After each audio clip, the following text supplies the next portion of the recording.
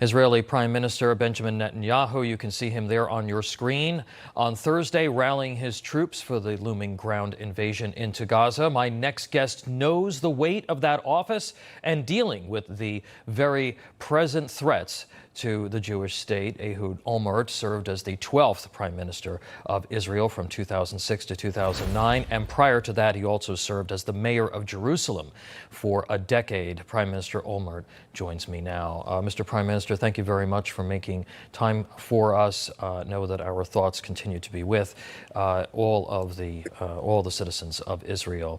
President Biden this week saying that he stands with Israel, but with respect to the war in Ukraine, he has been criticized for the slow pace of providing military support. Bunker buster bombs are necessary for a successful ground invasion of Gaza. Do those need to be a priority, sir, for Washington in terms of the concrete assistance that you're hoping to see from the United States? Well, to be honest with you, I'm not sure that I know precisely all the different details, what needs to be used in order to attack the bunkers in Gaza. But I'm sure that President Biden heard, he participated in the session of the war cabinet in Israel while he was here. And I'm sure that he got all the information. And I have no doubt that as far as America is concerned, we'll get everything that we need for the operations, the military operations, which probably will take place in the next few days. So I entirely trust the judgment and the goodwill and the support of America and the American administration, and certainly of President Biden.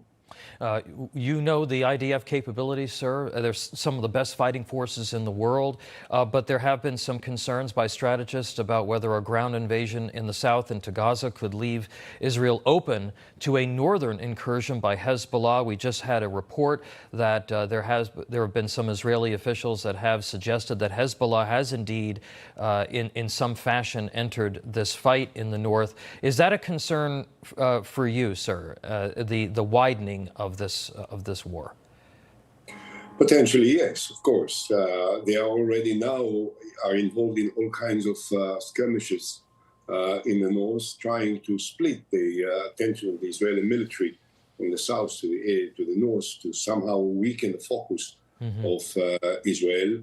And Hezbollah is the long arm of Iran, just as Hamas is the long arm from Iran. So I believe that potentially there can be a wider intervention by Hezbollah in an attempt to somehow stop the Israeli operation in the south. However, I think that the presence of American flight carriers in the Middle East, in the Mediterranean, next to the shores of Lebanon and Israel, and the very firm and determined position which was voiced by the president, who may deter them. But if they will decide to widen the conflict, then we are waiting ready. The Israeli army is on the alert in the north. All the necessary units that need to deal with it are there. And I'm not certain that Sheikh Nasrallah, the leader of Hezbollah, will move forward too much. If you recall, 16, 17 years ago, when I was prime minister and we had the second Lebanese war, at the end of it, Sheikh Nasrallah said that had he known of 1% of what would be my reaction at that time, he would have not started. So this time, it will be a lot harsher and more aggressive from our side, and I'm not certain that he will want to go through this experience again. Mr. Prime Minister, one of the aspects that we have all discussed at length over the last 2 weeks is how Israeli intelligence may have missed this operation in planning.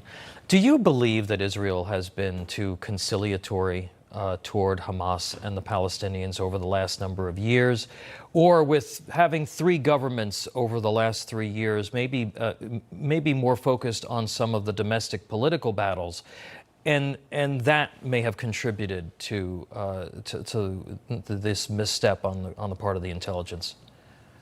Well, many things obviously contributed to it, but there's no question that the main strategy of the Israeli government in most of the 15 years at the time that Netanyahu was prime minister was to try and to overlook, to ignore the Palestinian Authority, which could have been a natural candidate for peace negotiations at the expense of the Palestinian Authority, to try and build up rapport with Hamas. Israel allowed the financing of Hamas coming from Qatar in tens of millions of dollars every month, coming cash from Qatar via Israel to the Hamas. Netanyahu made this famous agreement that released over 1,000 of Hamas' worst murderers in 2011, and all of the major leaders of Hamas today are the ones that were released by Israel from the Israeli prison. So there was a policy here, and I think that this policy was a wrong policy. There is no, now it's widely accepted everywhere. Mr. Prime Minister, my last question for you, and I'm unfortunately running out of time. The charter of the Palestinian Authority, certainly the influence and the activity of Iran, it's very clear that their position is that Israel must cease to exist. You've supported a two-state solution.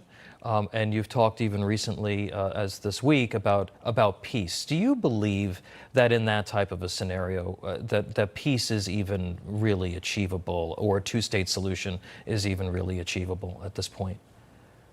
Number one, the Palestinian Authority, led by President Mahmoud Abbas, is not friendly with Iran. They are the enemies of Iran.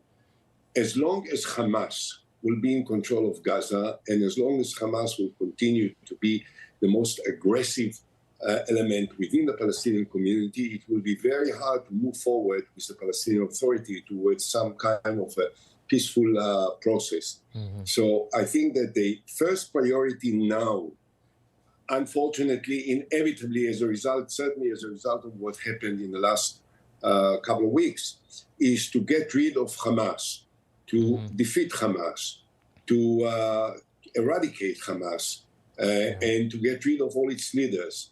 If that will happen, which I believe it will, as a result of the Israeli operation, there is a likelihood that we will be able to build up a new momentum with the Palestinian Authority as the dominant force in the Palestinian community. So that's the end game. The end game is peace with the Palestinian Authority. Okay, well, we are awaiting the beginning of this operation, and we are going to continue to follow this here at Newsmax, and we very much appreciate your time, former Israeli Prime Minister Ehud Olmert. Thank you so much, sir. Thank you very much.